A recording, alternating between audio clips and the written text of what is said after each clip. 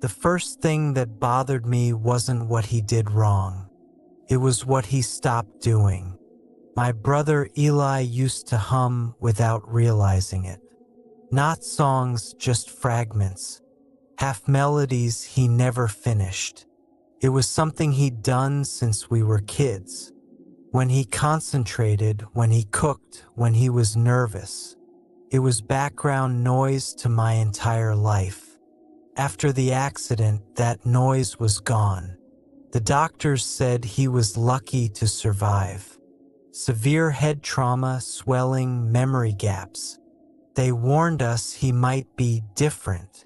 We were told to expect mood changes, confusion, emotional flatness.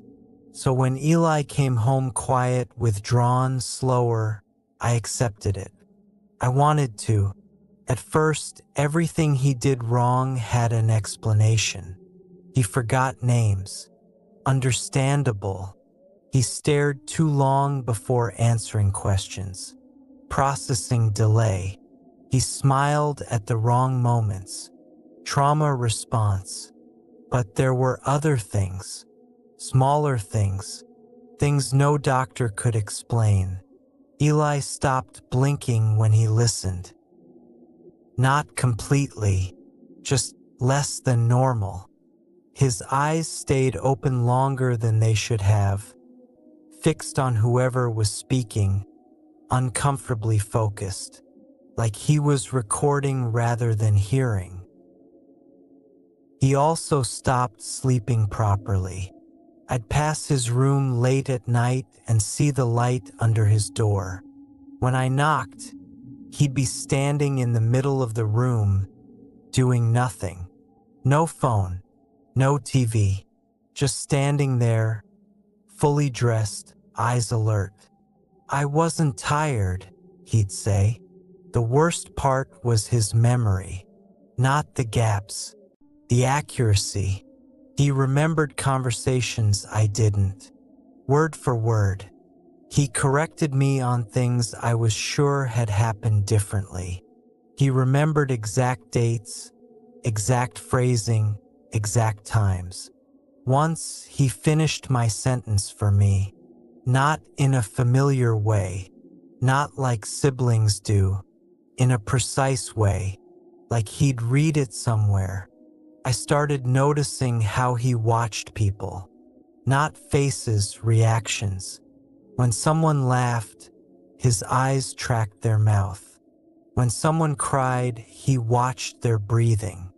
When someone hugged him, he didn't move until they let go. He waited for cues, like he was learning how to be him. The smell came next. Hospitals have a smell. Antiseptic, plastic, something sharp underneath.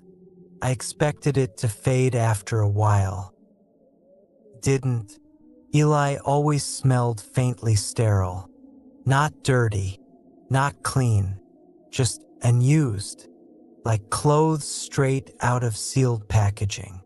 Even after showers, even after being outside all day. One night I confronted him. I asked if he remembered the treehouse, the one we built as kids, the one thing no one else knew about, not even our parents. Eli looked at me for a long time, too long. Then he smiled. Yes, he said, the treehouse. That was it. No details, no warmth, no memory attached, just the label. I asked him what we kept inside it. Another pause. Then, things that were important to you. My stomach dropped. That wasn't wrong, but it wasn't right either. A week later, I found the notebook. It was hidden under his mattress. Thin, black cover. No writing on the front. Inside were pages of observations. Not feelings, not thoughts, notes, laughing, delayed half-second. Correct volume depends on group size. Eye contact improves compliance. Memories do not need to be emotional to be convincing. People forgive inconsistencies if tone is calm. My hands were shaking by the time I reached the last page. It was my name. Below it was a list.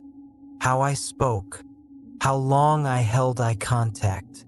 What expressions made me uncomfortable. What topics made me lower my voice. At the bottom, written carefully, replacement window narrowing. I didn't sleep that night. Just before dawn, I heard footsteps outside my door. They stopped. I pretended to be asleep. The door creaked open. I felt him standing there. I could smell that same sterile scent, stronger now. Close, very close. He leaned down, not to touch me, to listen, to my breathing. After a moment, he whispered, soft, practiced, perfect. You don't have to be afraid. I'm doing very well. I didn't move. I didn't respond. The door closed. Later that morning, my parents told me Eli had gone for a walk. He didn't take his phone. He didn't leave a note. He never came back. The police searched for weeks. They told us sometimes people with head injuries wander. Sometimes they disappear. Sometimes they're never found. I believe them, but last night, as I was brushing my teeth, I caught my reflection in the mirror, and behind it, in the glass, I saw someone standing perfectly still in the doorway, watching, learning, waiting for me to finish.